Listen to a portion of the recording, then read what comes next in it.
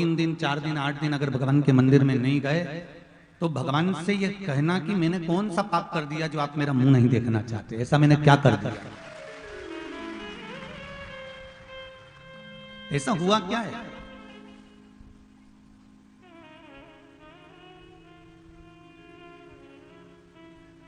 महाराज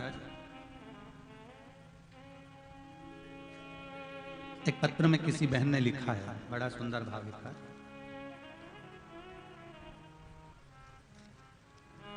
श्रीमती रेखा जी सोनी राजनंदगांव छत्तीसगढ़ से हैं, कहीं बैठी हो तो हाथ उठाइएगा। आप ही हैं? दोनों हाथ हिला देगा। श्री शिवाय नमस्ते। आपने इस पत्र में लिखा है, भगवान पर इतना विश्वास बन गया है कि अब ऐसा लगता है कि भगवान शिव जी से जो बोलो वो काम हमारा हो जाता है। ये शिव कृपा है। बैठो बहन बैठो। श्री शिवाय नमस्ते। शिव जी से जो बोलो वो काम हो जाता है। ये विश्वास जो जागृत हुआ है आपके भीतर, ये विश्वास को जगाने वाला कोई दूसरा नहीं, आपकी दृढ़ता, आपका भरोसा और आप जो भगवान शंकर की आराधना में डूबे हुए हो, ये उसी का फल है और किसी दूसरी चीज का ये फल नहीं है।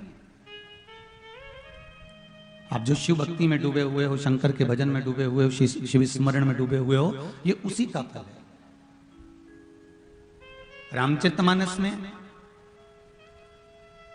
स्वयं तुलसीदास जी भी एक लाइन में लिख देते हैं कि शंकर विश्वास रूपी, शिव विश्वास है, शंकर विश्वास है।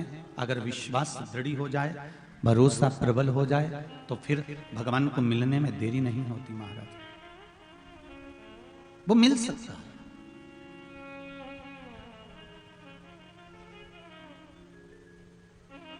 मेरे भोले तेरी नौकरी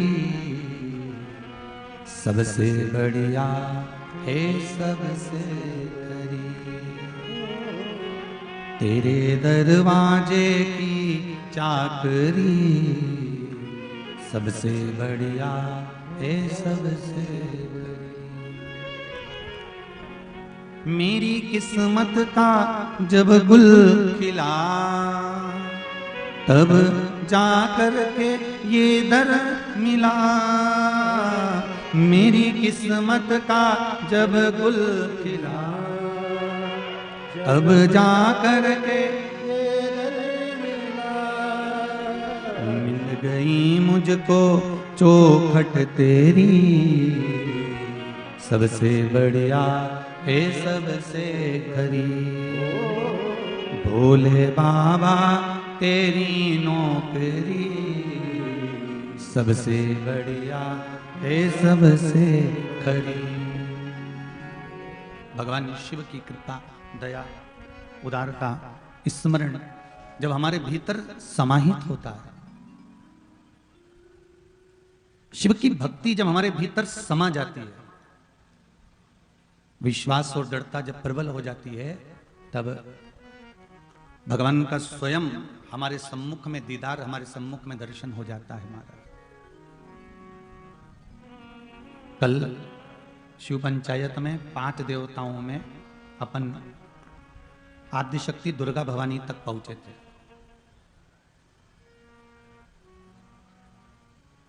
मां दुर्गा तक अपन पहुंचे और कल कथा में कहा था, शिव पंचायत के 5 देवों में दुर्गा जी, बमलेश्वरी जी, मां अंबा, मां दुर्गा, ये अग्नि का स्वरूप है। पंच तत्व में जल श्री गणेश जी महाराज हैं, वायु श्री विष्णु जी हैं, पृथ्वी मेरे भोलेनाथ जी हैं, और अग्नि कौन है? जम के बोलो जरा। मां दुर्गा, मां बमलेश्वरी, मां देवी, मां दुर्गा।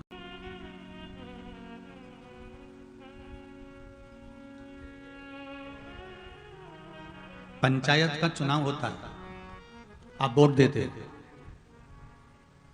विधायक का चुनाव होता है, आप वोट देते हैं। अध्यक्ष का चुनाव होता है, आप वोट देते हो, विधायक हो, सांसद हो, मंत्री हो, जो भी बनाया, अपने पंचायत का सरपंच बनाया, पंच बनाए या पंचायत के प्रतिनिधि बनाए, तो उसकी भी वोटिंग होती है और जो श्रेष्ठ होता है उसी को वोट देकर पंचायत का सदस्य बनाया जाता है, उसी को विधायक बनाया जाता है, उसी को सांसद बनाया जाता है, उसी को श्रेष्ठ बनाया जाता है।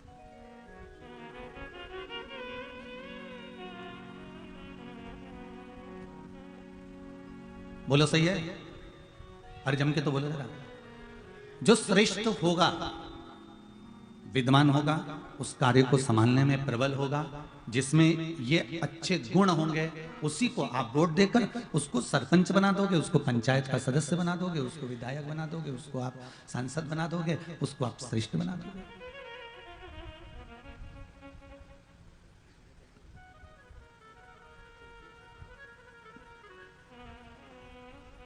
33 कोटि देवता हैं, इतने सारे, और 33 कोटि देवताओं में से ये 5 को शंकर की पंचायत में बिठाया गया। गणेश जी, विष्णु जी, शिव जी, दुर्गा भवानी और सूर्य नारायण भगवान। ठीक है, तो अब इनको वोट किसने दिए होंगे?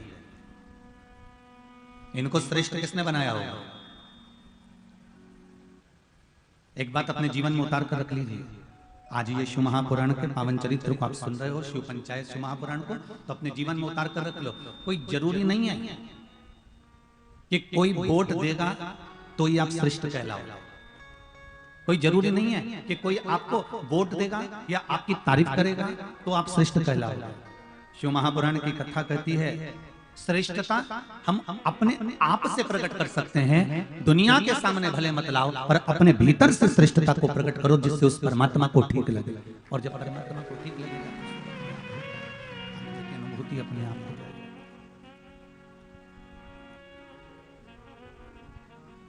अपने भीतर से श्रेष्ठता ले, अपने भीतर से जब हम श्रेष्ठता लेकर आएंगे, अपने भीतर से जब हम श्रेष्ठता को प्रकट करेंगे, कुछ हमें दुनिया के सामने ठीक होने के लिए नहीं,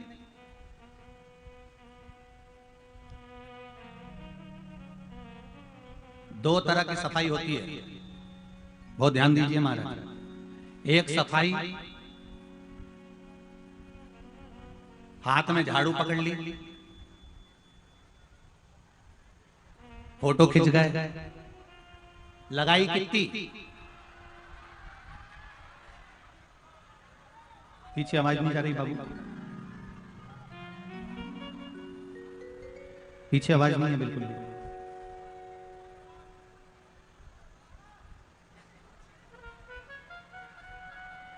बोलो काशी विश्वनाथ भगवान की।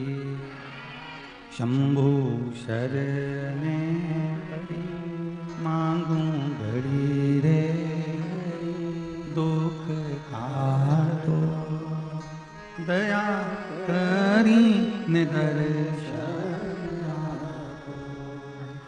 शंभु शरणे पड़ी मांगू घड़ी रे, दुख काटो दया करी निदर्शन।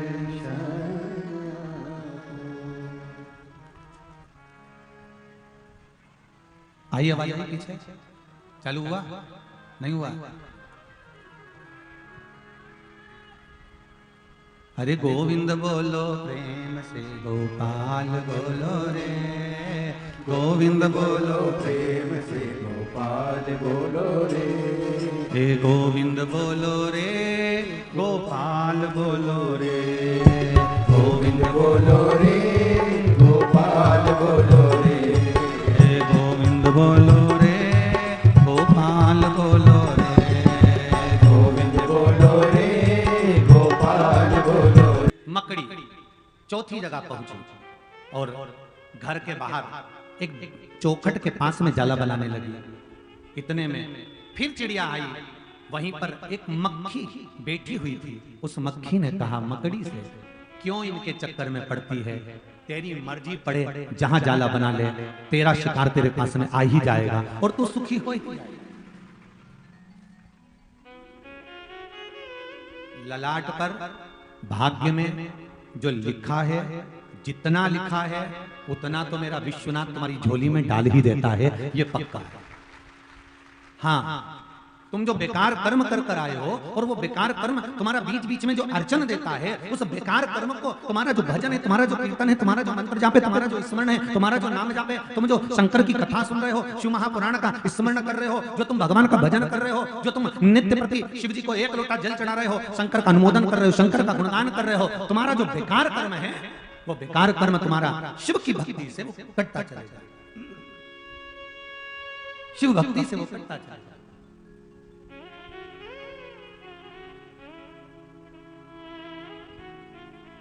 शंकर भगवान ने तुरंत माता पार्वती जी से कहा, मां दुर्गा जी से कहा, आप जा सकती हो? बिल्कुल। अकेली? बिल्कुल।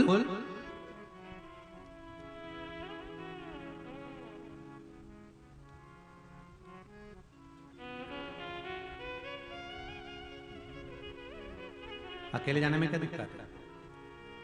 मन चंगा तो कठोते में गंगा। अगर आप श्रेष्ठ हो, आपकी बुद्धि, आपका चित्त, आपकी वृत्ति श्रेष्ठ है तो आपको फिर टेंशन लेने की जरूरत नहीं। अकेली चली जाओगी? हाँ, पर उसने मांगा है, आपको मालूम है, न 2 पैर वाला न 4 पैर वाला। दुर्गा जी बोली, हाँ, पैर का काम ही खत्म कर दूंगी, उस तरह से मारूंगी इस अरुण असुर को कि वो भी नहीं सोच पाया है, पैर का काम ही खत्म।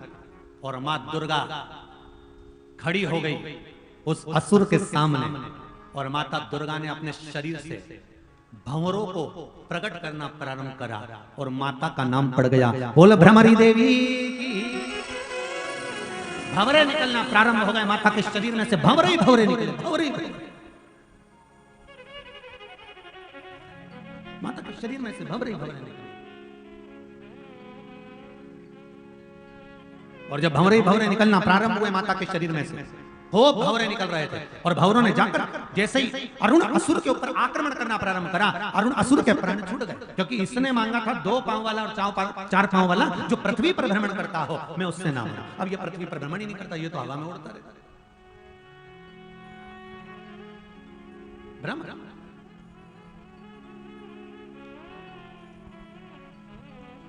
कहा, जब भ्रामरी देवी का रूप दुर्गा जी ने रखा और अरुण असुर का संहार करा, अरुण असुर का संहार कर कर मां दुर्गा वापिस जब पंचायत में आकर बैठी, तब शिव जी ने उसी समय पर कहा कि आप पंचायत के सदस्य बनने के लायक हो, क्योंकि आप तुरंत जाकर किस तरह से मार रहे हैं ये आपने सोचता है, आपने विचार, आपने सोचा, नियम ले लिया कि मुझे तुलसी के क्यारे में जल डालना है, घी का दिया लगाना है, दीप लगाना है, तो उसके घर में कभी वंश की कमी नहीं हो सकती, वंश बढ़ेगा ही, चाहे वर देना पड़ेगा। स्वयं यशोदा जी का चरित्र करता है, स्वयं यशोदा जी का चरित्र। यशोदा जी की माता जी, माता यशोदा की मां पाटला देवी, और पाटला देवी ने अपनी बेटी यशोदा को कहा, पुत्री, मुझे एक संत ने यमुना जी के घाट पर कहा है कि तू ब्राह्मणों का भोजन तुलसी के क्यारे के नीचे करा, और श्रावणी पूर्णिमा के दिन अगर तू ब्राह्मणों का भोजन कराएगी, तुलसी के क्यारे के नीचे दीपदान करेगी, और अगर तू ब्राह्मणों का भोजन कराएगी तो बेटी तेरी भी गोद जरूर संतान से भरेगी, ये पक्का कहती हूं। माता पाटला देवी ने अपनी पुत्री यशोदा को यह बात कही। तो यशोदा जी ने ब्राह्मणों को बुलाया भोजन करने के लिए। भोजन करने के लिए जब ब्राह्मण आए तो नंद बाबा की तो दाढ़ी सफेद थी, बाल सफेद थे, क्योंकि 60 साल के हो गए। अब यशोदा जी की 55 की तो हो ही गई होंगी। अब नंद बाबा ने खीर और मालपुआ परोसा, तो थोड़ी देर बाद उन्होंने नंद बाबा ने यशोदा जी से कहा तू भी खीर परोस करा। अब यशोदा जी खीर परोसने गई तो इतना लंबा घूंघट यशोदा जी ने डाल दिया। पहले के समय में चलता था, माता इतना घूंघट करती थी।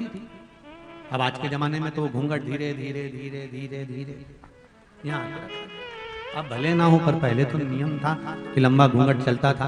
आज के जमाने में तो बहुएं 2 बार इतना घूंघट कर लेती है, एक बार जब शादी करके आती है तब इतना घूंघट रखती है क्योंकि मुंह दिखाई होती है तो सोने की रकम मिलती है, और दूसरी बार बहू इतना घूंघट जब रखती है जब घर में बूढ़ी कोई मरे, कोई बुढ़ा बुढ़ी मर गए, कोई डोकरा डोकरी मर गए, कोई घर का बुजुर्ग मर गया, तब इतना घूंघट रखती है क्योंकि आंख में एक भी आंसू तो आते नहीं है, घूंघट डाल कर लाती रहती, चिल्लाती है।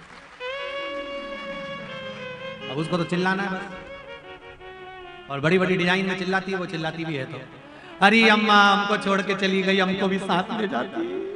इतने में पति पास में बैठकर रो रहा था, उसने कोनी मार कर चुप रहे अम्मा, क्या 4 व्हीलर गाड़ी लेके गई है जो हमको भी ले जाती, चुपचाप बैठ रहे। फिर उसने टॉपिक चेंज करा, दूसरी डिजाइन में रोना चालू करा।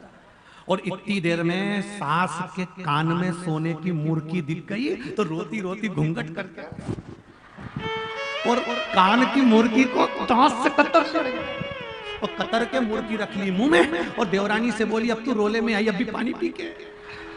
वो गई अंदर और सोने की मूर्ति अलमारी में धर के और बाहर आके बोली अब अम्मा को ले जा। ऐसे चोटे चोटे भरे पड़े। अब सोचो जरा, विचार करिए।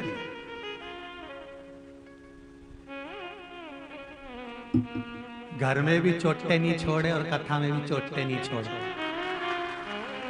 इनका क्या करो। इसलिए बेचारे प्रशासन वाले, पुलिस प्रशासन कितना ध्यान रखे और तुमसे हाथ जोड़ जोड़ के वो ध्यान रखो, जागते तो तुम सो रहे थे अभी तक, जागते इतना कितना कहे। बहुत बहुत साधुवाद है प्रशासन को, जो पूरी प्रशासन, चाहे हॉस्पिटल की हो, चाहे पुलिस प्रशासन हो, चाहे अन्य गवर्नमेंट की प्रशासन, पूरी व्यवस्था पूरी गांव को चारों तरफ से संभाली हुई है। बहुत बहुत साधुवाद।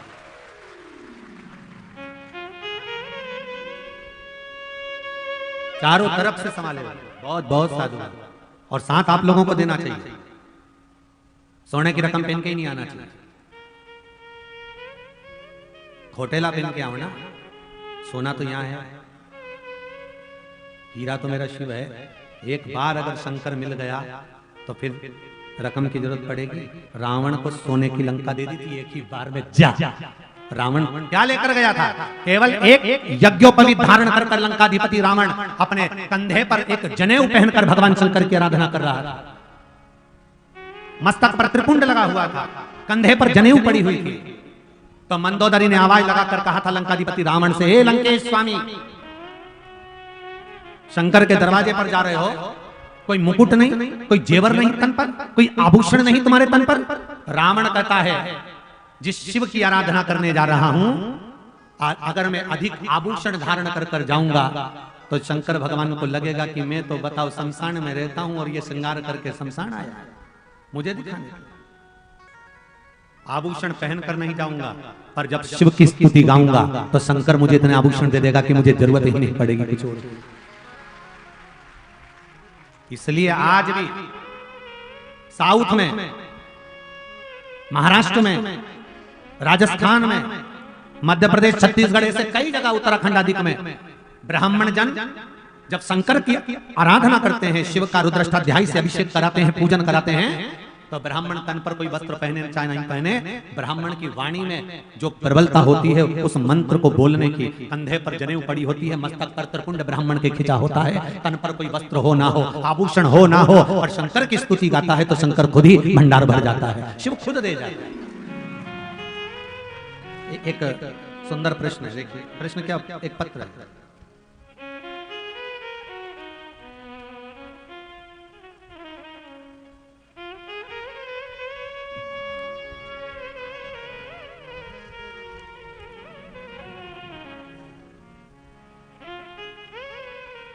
ग्राम बिहरी कला, अंबागढ़, चौकी, जिला राजनांदगांव, उपासना पटेल नाम है। कहीं बैठी हैं आप ही हैं? दोनों हाथ हिला दो, दोनों हाथ हिलाओ, ऐसे हाथ हिला दो दोनों।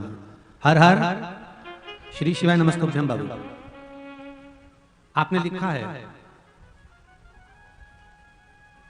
धन धन है भोलेनाथ, कमी नहीं तेरे खजाने में, 3 लोग बस्ती में बसा और प्रभु आप बैठे वीराने में। बहुत सुंदर बात लिखी बाबू, धन्यवाद। इससे यह महसूस होता है कि शिव जी ने जरूर बहुत कुछ दे दिया होगा। पिछले 4 वर्षों से हम लोग बहुत परेशान थे गुरुदेव, कर्ज में इतने डूबे हुए थे, लॉकडाउन के कारण कोई काम नहीं मिल पा रहा था।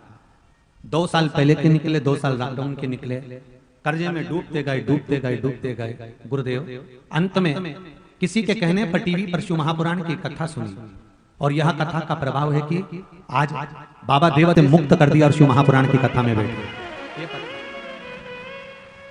4 साल का कर्जा मेरे देवादिदेव महादेव ने चुका दिया। बैठ जाओ बेटा। हर हर महादेव। बहुत बहुत धन्यवाद बाबा की कृपा।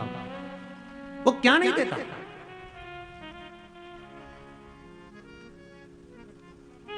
एक बात कहना चाहूंगा आज इस व्यासपीठ से, ब्राह्मण को किसी के आगे हाथ फैलाने की जरूरत नहीं पड़ती।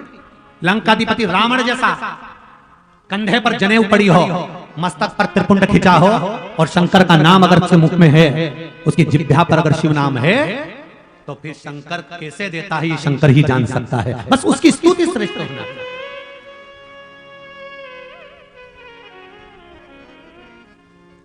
एक बात शिव महापुराण में वर्णन आती है, आप लोगों से भी कहूंगा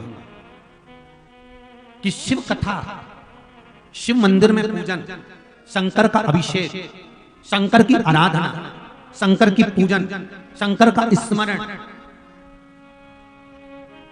जिसके हृदय में विश्वास शंकर के प्रति हो, शिव के प्रति जागरूकता हो, सबसे पहला निमंत्रण उसी को देना चाहिए कि इसके भीतर शिव में विश्वास है, तो ये शंकर की आराधना, शंकर का स्मरण, शंकर की पूजन, शंकर का अभिषेक, ये हमको श्रेष्ठता में करा देगा। विश्वास ही नहीं होगा उसका यदि शिव में, और आपने अनुष्ठान कर भी लिया तो कोई फल मिलने वाला है क्या?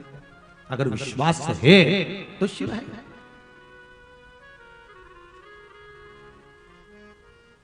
यज्ञोपवीत कंधे पर हो, मस्तक पर त्रिपुंड हो। अभी ये कथा पूरी होगी और 3 तारीख से रायसेन, भोपाल के पास में 40 किलोमीटर दूरी पर रायसेन है। मैं रायसेन वालों से और रायसेन के आसपास वालों से निवेदन करना चाहूंगा, छोड़ना मती।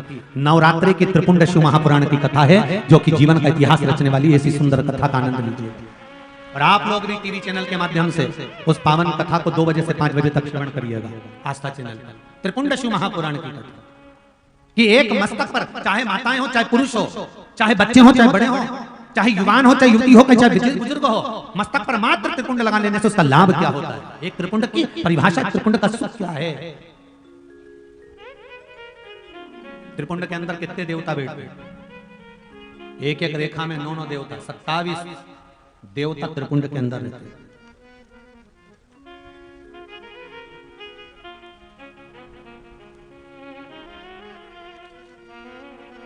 कंधे पर पड़ी हुई एक यज्ञोपवीत का क्या फल होता है? 12 तिलक, 12 तिलक होते हैं, उस तिलक का क्या महत्व होता है? 12 जगह पर त्रिपुंड लगाया जाता है, उसका क्या महत्व है? 12 जगह पर भस्म लगाई जाती है, उसका क्या महत्व है? जब कोई बीमार पड़ जाता है और डॉक्टर कह रहा है कि मुंबई में गठान की जांच होने जाएगी और मालूम पड़ेगा कि कैंसर है कि नहीं है, उस समय पर मरीज के शरीर पर किस जगह पर त्रिपुंड लगा दिया जाता है जिससे जांच में कैंसर ही नहीं आता है, उस त्रिपुंड तक का वर्णन है शिव महापुराण। शंकर की भस्म त्रिपुंड का बड़ा बड़ा व्याख्यान है, उसको सुनेंगे रायसेन की कथा में।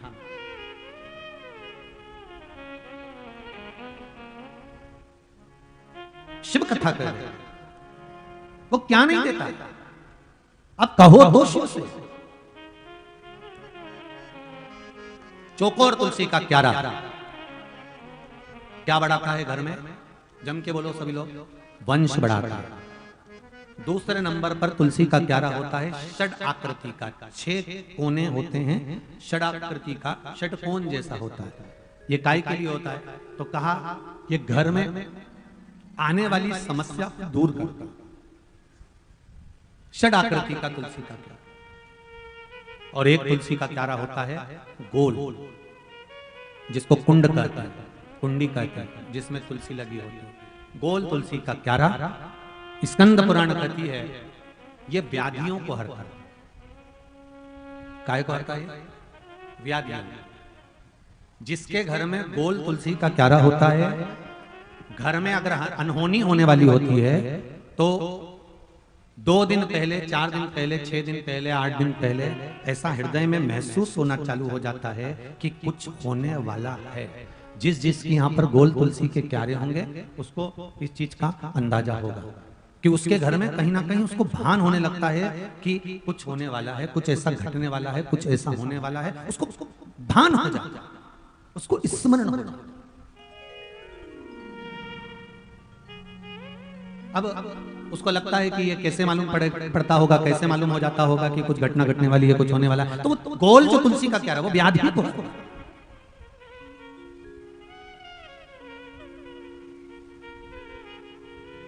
वो व्याधि का हरण कर ले। 3 कुंडों का स्मरण है महाराज, स्कंद पुराण में आप इसका ध्यान करेंगे तो आपको आनंद की अनुभूति होगी। और करो, तुलसा जी का स्मरण किया था, स्वयं माता यशोदा जी ने ब्राह्मण भोज कराया था, इतना घूंघट रखकर खीर परोसने के लिए गई। ब्राह्मणों ने देखा नंद बाबा की दाढ़ी सफेद है, बाल सफेद हैं, ये तो घूंघट इतना लंबा करी है, ऐसा लगता है नंद बाबा के छोरे की बहू है। अब उनको क्या मालूम था कि नंद बाबा की ही धर्म पत्नी है, उनको तो लग रहा है कि बहू है नंद बाबा की, क्योंकि नंद बाबा के बाल सफेद दाढ़ी सफेद, तो उनको तो बहू लग रही। अब इनको लगा कि बहू है, तो इन्होंने देखा कि इनके घर में कोई बच्चा नहीं है, तो सारे ब्राह्मणों ने भोजन करते करते आशीर्वाद दे दिया, पुत्र भव। जैसे ही कहा पुत्र भव, यशोदा जी ने पल्लू करा ऊंचा, जैसे घूंघट ऊंचा करा तो यशोदा जी के पोनी मार के बोले ये भी डोकरी है। आशीर्वाद गड़बड़ हो गया, नंद बाबा की पत्नी है, अपन समझे थे बहू है, अब इनके घर में छोरा छोरी कहां से आएगा, ये 60 गई है, 55 की संतान कहां से होगी। नंद बाबा ने कहा बाबा संत गुरुदेव ब्राह्मण जन आप लोग आशीर्वाद दे रहे हो पुत्र होने का, कहां से होगी, मैं 60 का या 55 की। इतने में ब्राह्मणों ने कहा तुलसी जी के क्यारे के नीचे हम भोजन कर रहे हैं, श्रावण का महीना की श्रावणी है, हम अगर कहते हैं कि पुत्र होगा, मतलब ब्राह्मण अगर भोजन करते करते वर दे देता है तो देवताओं को भी उसको स्वीकार कर वर पूरा करना पड़ता ही है, वर पूरा करना ही पड़ता है। इसलिए ब्राह्मण जब भोजन करे तब आपको ज्यादा बात नहीं करना चाहिए, पर आपकी आदत पड़ी है। महाराज पूड़ी कैसी बनी है, महाराज के भाटा जैसी बनी है।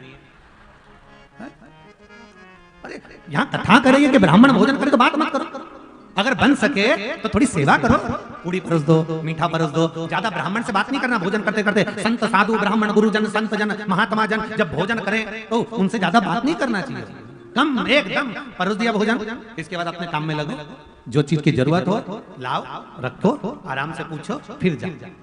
पर कईयों की आ गया खीर कैसी बनी, शक्कर तो कम नहीं है। महाराज जी मन में सोचे खाऊं कि गाऊं, तुम जैसा बोलो वैसा कर दो। अब तुम बोलो कि भोजन का बखान गाऊं तो भोजन का बखान गा देता हूँ, पूड़ी अच्छी बनी है, सब्जी में बहुत जोरदार नमक डला है, मिर्ची भी अच्छी है, इसके बाद ना सब्जी में अचार सब जोरदार है, खीर भी जोरदार बनी। पर अब तुम कहो कि गाऊं तो गा रहा हूं, खाने की बात हो तो मैं भोजन करते करते जब आत्मा की तृप्ति होती है, अंदर से निकलता है कि क्या आनंदमय जजमान है, कितने प्रेम से भोजन कराया है, भगवान इसकी मुराद पूरी करे, इसके मन में जो आए वो कार्य सफल हो। तो ब्राह्मण का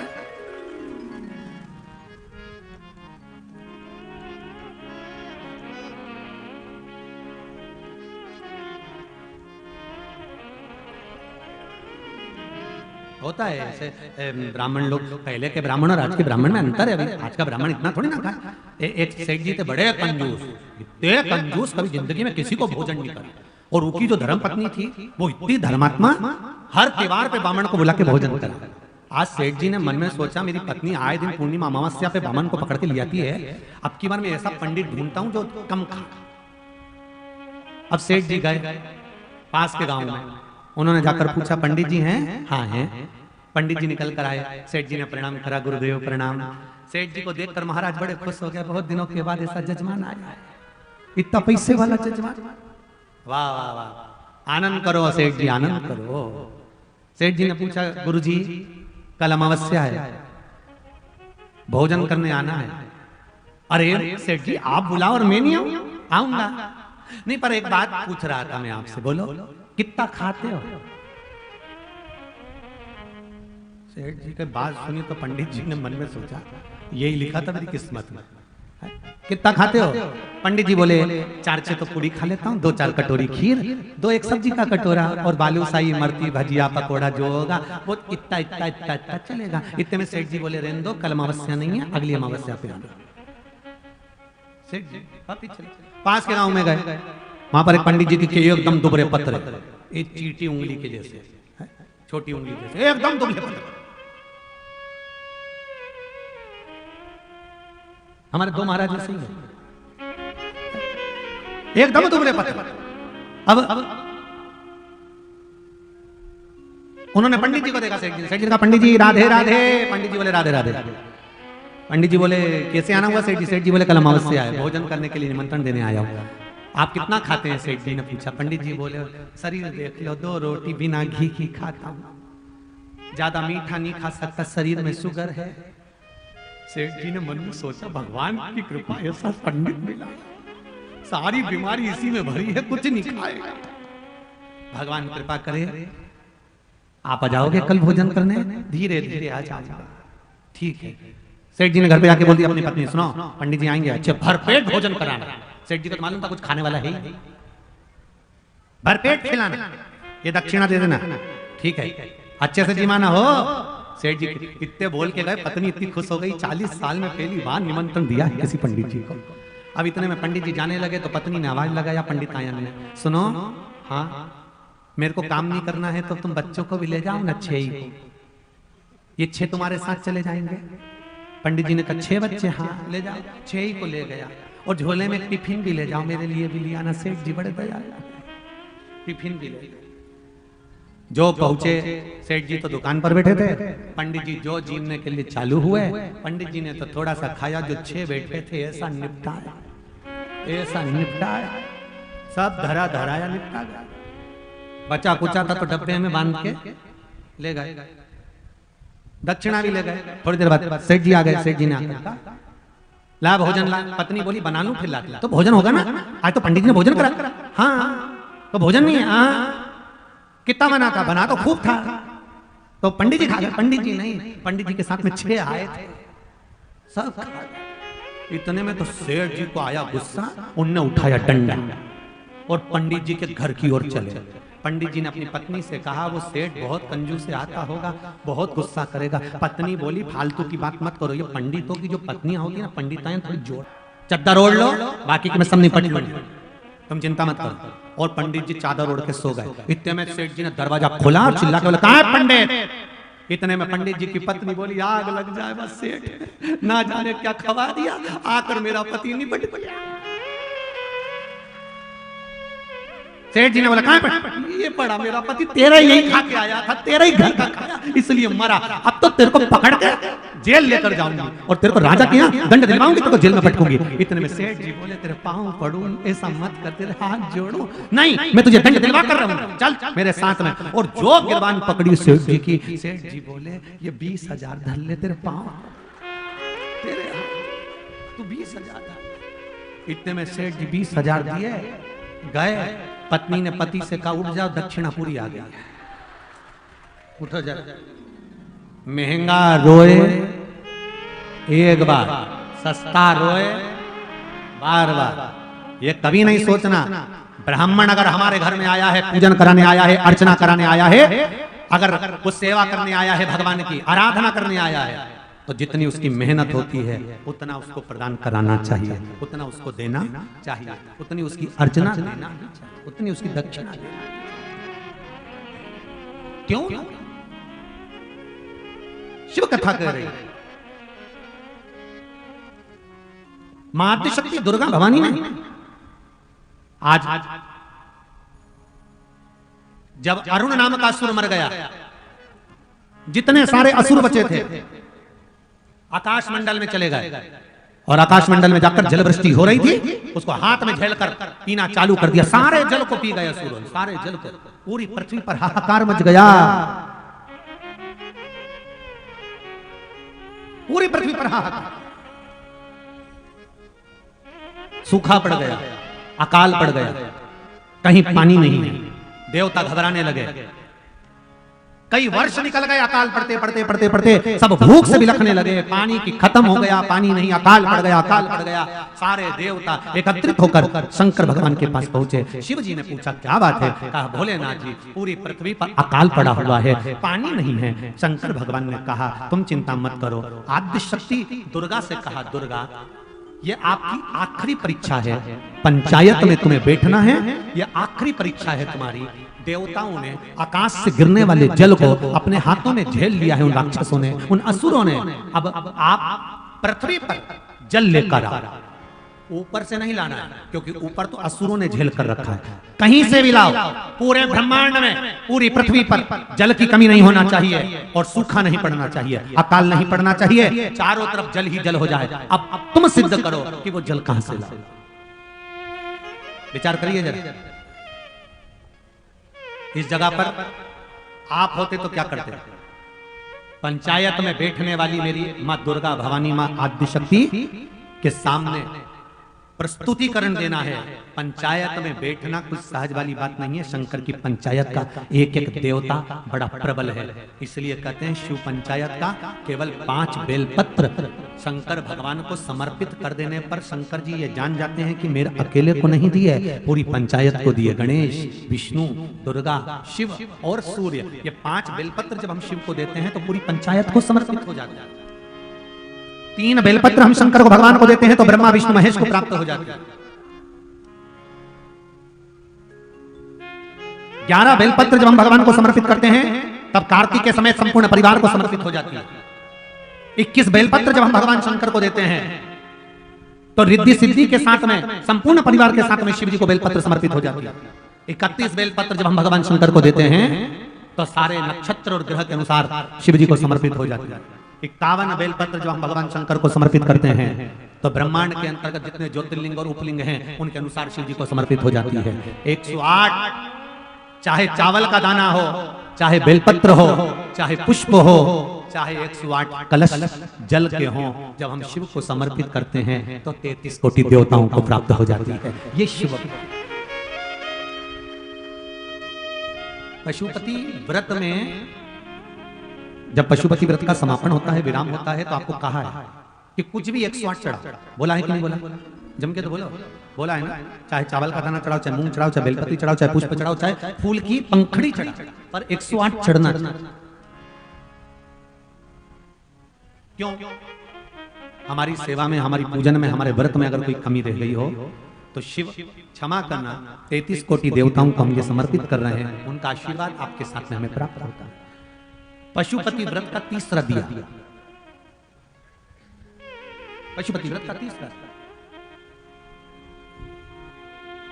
महाराज अखंड सौभाग्य के लिए प्रज्वलित किया जाता है। ये अखंड दीप मां आद्यशक्ति दुर्गा की, जो मां पार्वती की पुत्रियां हैं, अशोक सुंदरी, जया, विषहरा, शामरी बारी, दौतली और देव, ये शिव की पुत्रियों के नाम से लगाया जाता है, जो अखंड सौभाग्य प्रदान करता है। तीसरा दीप अखंड सौभाग्यता की ओर लेकर जाता है। महाराज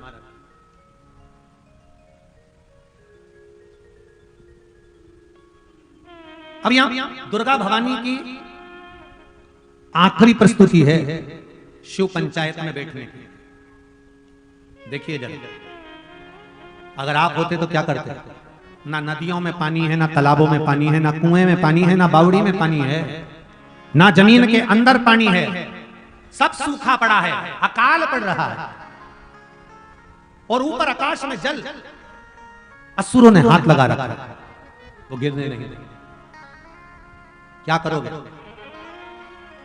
जाओ दुर्गा, शिव जी कह रहे हैं जल की पूर्ति करिए, जल की पूर्ति करो, जाओ।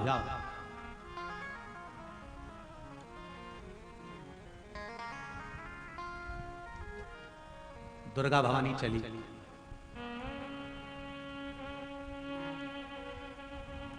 और जैसे ही दुर्गा उठी, सूर्य देवता ने कहा आप जा तो रही हो दुर्गा, आप जा तो रही हो देवी, पर आपको मालूम है मेरे सूर्य की चमक को भी असुरों ने रोक रखा है। सूर्य की चमक को भी असुरों ने रोक रखा है, तो पानी कैसे लाओगे? जल कैसे लाओगे आप? मेरा माताओं से और बहनों से और बेटियों से एक निवेदन है, माता दुर्गा को भी कहीं कहीं परीक्षा देना पड़ गई थी। घबराना मती मेरी बेटी, जब आपकी शादी होती है ना, ससुराल जाती हो ना, शादी होने के बाद जब ससुराल जाती हो तो मायके का जो सुख होता है ना, वैसा सुख ससुराल में नहीं मिलता। कभी कभी विषम परिस्थितियां आकर खड़ी हो जाती है, दुख तकलीफें आकर खड़ी हो जाती है, परिवार में क्लेश आकर खड़ा हो जाता है, कहीं तकलीफें आकर खड़ी हो जाती है, कहीं पति अपशब्द कहता है, कहीं सास अपशब्द कहती है, कहीं ससुर अपशब्द कहता है, कहीं परिवार के लोग ताने देते हैं। इतनी विषम परिस्थिति में जब तुम खड़ी हो तो शंकर भगवान की शिव पंचायत को याद करना कि दुर्गा जी को भी परीक्षा देना पड़ी थी, हारी नहीं थी माँ। ऊपर से पानी नीचे नहीं आ सकता था, नीचे का पानी ऊपर नहीं आ सकता था। तब दुर्गा के सामने प्रश्न खड़ा था कि पूरी पृथ्वी को सिंचित करना है, पूरी पृथ्वी को हरी भरी करना है, पूरी पृथ्वी पर जल करना है। तब दुर्गा महारानी सूर्य नारायण कह रहे हैं, क्या करोगी? आपके सामने भी प्रश्न खड़ा हो सकता है। पति सुनता नहीं है, अब शब्द कहता है, सास सम्मान नहीं देती, ससुर आड़ा टेढ़ा बोलता है, देवर जेठ मानते नहीं है, बच्चे सुनते नहीं है, इतनी दुखी हो जाती हो आप। नारायण भगवान की धर्म पत्नी, भगवान सूर्य की धर्म पत्नी ने भी गलती करी थी है। यह कथा वहां तक जाती है कि सूर्य नारायण भगवान की धर्म पत्नी संज्ञा देवी, पति का तेज इतना प्रबल था, तेज मतलब क्रोध, उसको जान लो। आपके जीवन में भी ऐसा हो सकता है, जितने आस्था चैनल पर सुन रहे हो, जितने फेसबुक यूट्यूब पर सुन रहे हो सकता है पति गलत विचारों का हो, गलत सोच का हो, अपशब्द कहने वाला हो, ताने देने वाला हो, आड़ा टेढ़ा बोलने वाला हो। तो यहाँ शंकर सूर्य नारायण भगवान की धर्म पत्नी संज्ञा देवी से भी गलती हो गई थी। वो गलती तुमसे नहीं होना चाहिए, वो गलती तुम्हारे से नहीं होना चाहिए जो सूर्य नारायण भगवान की पत्नी ने करी। और सूर्य नारायण भगवान की पत्नी संज्ञा देवी ने देखा कि मेरे पति का तो तेज इतना प्रबल है कि इनके पास मैं बैठ नहीं सकती जाकर।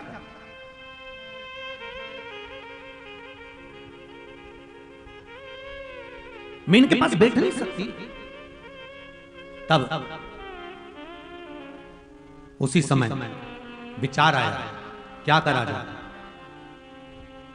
क्या करूं मैं। फिर भी संज्ञा देवी ने कुछ वर्ष सूर्य नारायण भगवान के साथ रही। 3 संतान हो गए संज्ञा देवी के गर्भ से। पहला वैवस्व मनु, दूसरा यमराज, तीसरा यमुना। कितनी संतान हुई? जम के बोलो जरा। 3। पहला वैवस्व मनु, दूसरा यमराज और तीसरी यमुना। संज्ञा देवी के गर्भ से 3 संतान हो गई, पर संज्ञा देवी अभी भी यही सोच रही है कि मैं पति के क्रोध को कैसे शांत करूं, पति का तेज कैसे शांत करूं, पर तेज शांत नहीं होता। तो संज्ञा देवी एक बार स्नान करने गई, अपने शरीर में से उन्होंने छाया को प्रकट कर दिया। खुद छाया को प्रकट करी, अपना एक स्वरूप प्रकट करा और छाया से कहा, छाया तुम जाओ सूर्य नारायण के साथ में रहना, मेरे बच्चों का ध्यान रखना, मेरे पति की अर्धांगिनी बनकर रहना, क्योंकि उनका तेज बहुत तेज है, तो मैं नहीं रहना चाहती। और संज्ञा देवी अपने पिता दक्ष के यहां पहुंच गई। माय